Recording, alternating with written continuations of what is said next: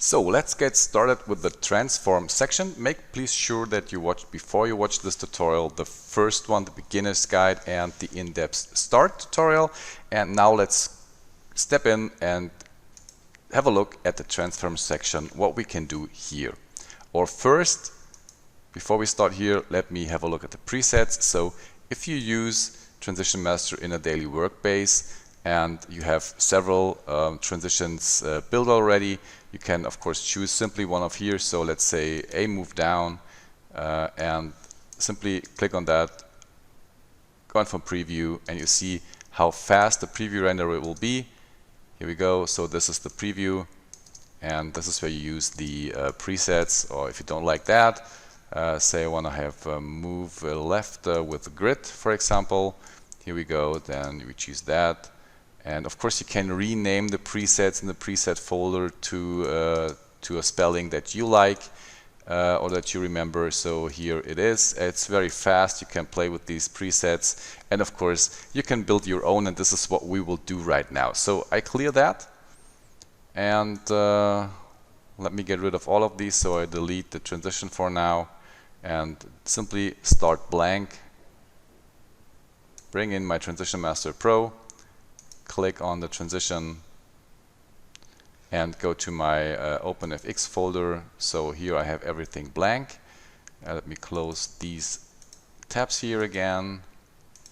So we only take care about the transform mode, and the transform section is over time in general to manipulate the position and the rotation of your footage. Okay, so one thing which is important, you have an offset ping-pong which is checked in general, and you can uncheck that. What this does I will explain you in a few seconds. Okay, so first take care about these settings. Offset X means offset to the X-axis, offset Y to the Y-axis, scale X to X-axis, scale Y to the Y-axis, rotation, let rotate your footage, tilt means a little tilting inside to the X-axis and also to the Y-axis, and skew is the same to X and Y to skew the footage. So these are all the settings. Okay, so how is the behavior? I clear that out. How is the behavior of the transitions? Okay, in general the transition starts with a simple blend from A to B. Okay, so if you do an offset, let's say 200%, and these values are all percentage values, only the rotation is a degree value. Okay, so if we do an offset to 200%, we will have this result. So if you go frame by frame, the clip goes over time 200% to the right side. So here we have 100% and another 100%, says 200% from A to B. As you see, in general we have a little ease there, so it starts very slow, it speeds up, and then it comes back slow. If you like to know how the ease settings are, watch the tutorial ease settings. For now, this is default. We have an easy ease because we want to make dynamic transitions, and this is the offset X. What will happen if we do an offset only to, let's say, 150%? So let's go frame by frame to explain. So onto the transition we have 100%, and now we have a 50%, and it starts easing. And now it stays because the transition is finished, and then it swaps to the target layer. So that means we have 150% offset over the X-axis over time. So that means you have this effect that it swaps after the transition. If you don't like to have such a swap, this is where the offset ping-pong comes in place. So let's go back to the transition to start and check the offset ping-pong. So now here, let me zoom in to explain it a little bit more. So here is the center of the transition. Okay, so let's go to the center of the transition, and you will see until the center of the transition we will have our 150% movement to the right. and after the center, it goes the other way around to fit back in place. Okay? So this is what we call ping-pong. So it goes in and out. And this is useful if you don't have straight values like 100, 200, 300, 400. Okay? The same thing for rotation. If we do a straight 360-degree rotation over time, you will see we go frame by frame. We start here. Here now we have 180 degrees, and we come back to 360 degrees, and everything stays in place. Let me clear the offset so it's a bit better to see. Here we have the rotation over the center anchor, and it rotates by 360 degrees.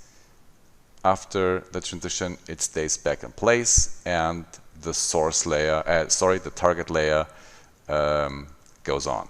Okay, so if you do a rotation by 180 degree, in some cases you like to have so, this is what will happen. So TransitionMaster will do over time a rotation by 160 degrees, which has the effect that the footage is upside down by the end of the transition.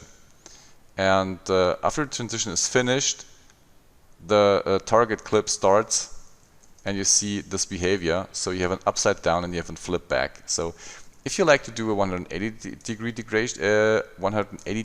rotation, you have also the option to offset the rotation.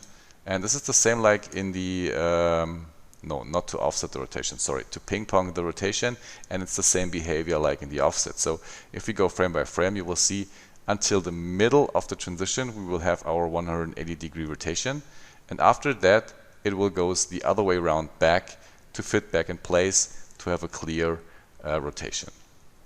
Okay, so this is where the ping-pong option is useful and come in place. Otherwise, if you skew this, here we go, you will see it skews in and out. This is nothing to change. Let me undo the rotation to see the skewing better. So here we skew in, and of course we skew out. And the same is for tilting in X and Y direction. Okay? So this is basically what the transform section will do. You can combine all of these transform settings with the other settings we come in the next tutorial up with. And one thing to keep in mind, or one thing which is important, for example for the skewing thing, if you don't like the target layer to be affected by the transition, I will jump a little bit in the settings, but here we have the composite settings, and this is where you control the layer style. So that means this is our target layer, this is our source layer, and in general the layer mode is sent blend source to target. Also, this means blend this layer over time to the transition to this layer. Okay, and this is why the transition affect both of these layers. Okay, if you like to only affect the transition the source layer, then you can switch here source fade out and target static. That means you only will have the skew effect over the source footage, not over the target. So the target is not affected by all of these transform settings. Okay, so we have a perfect skew and then fade out. Okay, so this is in real time the transition. Okay, we will come later to these composite settings in the composite tutorial, but for you to keep in mind, this is where you can change the behavior of both clips, the source and the target clip. Okay, that's for now for the transition sections. Hope you enjoyed that and hope you find anything you needed, and let's go to the grid section in the next tutorial. Thank you, bye.